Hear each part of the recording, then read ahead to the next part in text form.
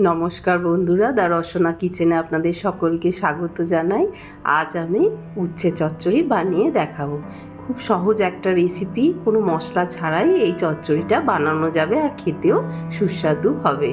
এর জন্য আমি উচ্ছে লম্বা লম্বা করে কেটেছি, লম্বা লম্বা করে বেগুন নিয়েছি, আলু কেটে নিয়েছি, আলুটা খোলা শুদ্ধ রেখেছি, আর কাঁচকলা। আপনারা চাইলে আলুর খোলা ছাড়িয়ে নিতে পারেন।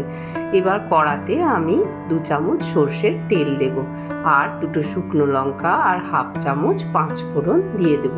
ব্যাস, আমার মশলা শেষ, আর কোনো মশলা এর মধ্যে লাগবে না। এবার আমি উচ্ছেগুলোকে দিয়ে একটু নাড়াচাড়া করে ভেজে নেব। উচ্ছেটা যেরকম তেতো খেতে চাইবেন সেই রকমভাবে ভাজবেন।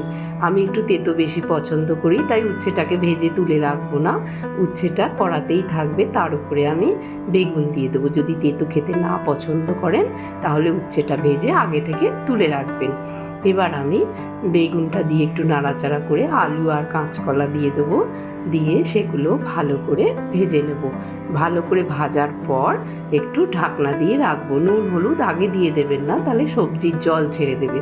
এবার আমি ভালো করে এইভাবে সব সবজি একসাথে ভেজে নেব, নিয়ে তারপর দেব হলুদ পরিমাণ মতো, আর দেব পরিমাণ মতো নুন, আর এখানে দেব লাল লঙ্কার গুঁড়ো ঝালের জন্য। আর একটু ঝাল ঝাল হয়, এটা ঝাল খেতেই বেশি ভালো লাগে, তাই লঙ্কার গুঁড়োটা আমি এখানে 1 চামচ ভর্তি করে দিয়েছি। ভাজা ভাজা হয়ে গেছে, এবার আমি জল দিয়ে দেবো, দিয়ে ঢাকনা দিয়ে সেদ্ধ হতে দেবো কিছুক্ষণ। ঢাকনা দিয়ে হবার পর এটাকে আমি ঢাকনা খুলে দেখে নেব সবজিগুলো সেদ্ধ হয়েছে কিনা। আলু সবজি সবই আমার সেদ্ধ হয়ে গেছে। এবার জলটা ফুটে ফুটে মরে গেলেই আমার চচ্চড়ি রেডি হয়ে গেছে।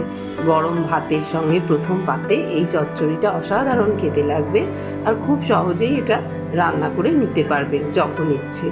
একদম সামান্য কোনো মশলা ছাড়াই ভালোভাবে আমার রান্না হয়ে গেছে, আর ঝাল ঝাল তেতো তেতো দারুণ লাগবে প্রথম পাতে। দেখুন, আমার উচ্ছে চচ্চড়ি রেডি হয়ে গেছে।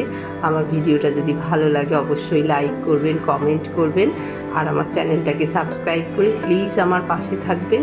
মুখের রুচি ফেরাতে এই উচ্ছে চচ্চড়িটা জুড়ি মেলা ভার। আপনারা সকলেই একবার ট্রাই করবেন। আপনারা সকলে খুব ভালো থাকবেন। ধন্যবাদ।